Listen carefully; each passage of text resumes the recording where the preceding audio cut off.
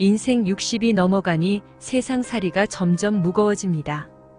젊은 때는 무엇이든지 할 수 있다는 것들이 얼마나 어렵고 힘든 것인지 새삼 느껴집니다. 옛날이나 지금이나 자식을 향한 할머니들의 잔소리가 이제는 잔소리가 아니라 명언 같습니다. 처음에는 아무것도 없는 자연에서 인간이 만든 문명이 생겨나고 그 문명에서 나오는 온갖 희로애락에서 점점 더 욕심과 즐거움을 느끼려 끝없는 문명의 고락을 오늘도 만들려고 내 몸은 상처를 만듭니다.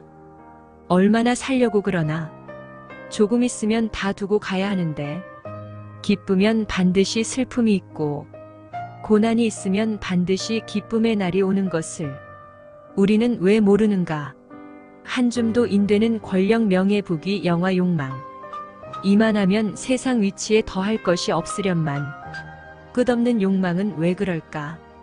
하루 세끼 굶지 않고 아프지 않고 걱정 없이 사는 것이 얼마나 행복인지 몇 번의 죽음을 겪고 나서야 깨달았으니 세상에는 그 어떤 것도 공짜나 우연이란 없는 것 모두가 필연으로 이루어지는 법 한마디 말 행동 하나 생각 하나 모두가 업이 되어 돌아오는 것을 세상에 원인 없는 결과는 없으니 그 어떤 일이 벌어질지라도 과보로 생각하고 굳이 탐내고 성내지 않으며 마음을 일으키지 않아야 합니다.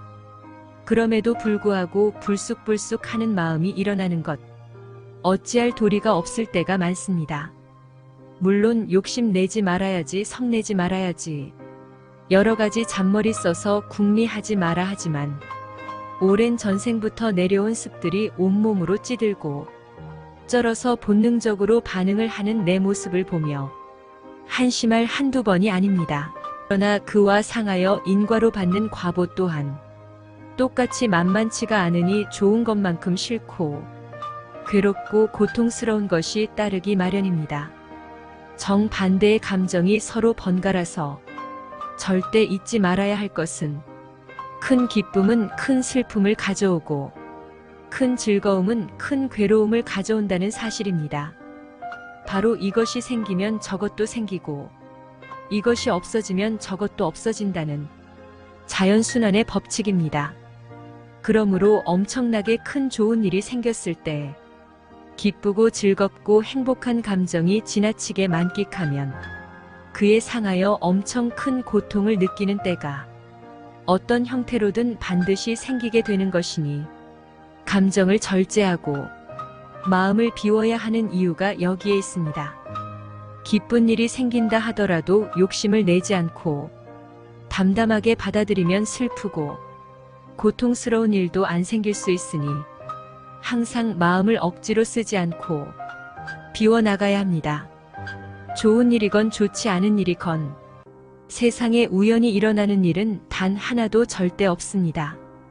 즐겁고 기쁘고 행복한 일이 생기면 슬프고 불행한 일이 생기게 되어 있고 괴롭고 슬프고 불행한 일은 버릇이 되어 업에 저장되었다가 똑같은 감정이 또다시 반복적으로 생기게 되어 있으니 감정의 마음 상태를 늘 점검하여 분별심이 일어나지 않도록 해야 할 겁니다. 본능적으로 일어난 감정을 알기란 참으로 어렵고 어려운 일이 아닐 수 없습니다.